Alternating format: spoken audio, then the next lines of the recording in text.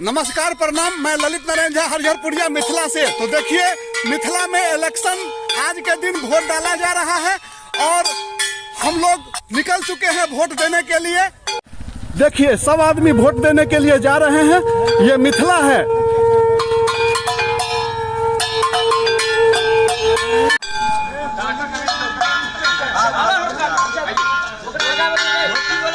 देखिए, सब आदमी बजरंगबली को प्रणाम करके वोट डालने के लिए जा रहे हैं। यह मिथिला का दृश्य है।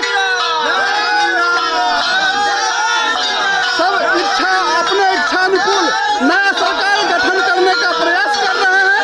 तो देखिए आप लोग, यह वीडियो कैसा लग रहा है। बहुत अद्भुत दृश्य आप लोग के सामने है।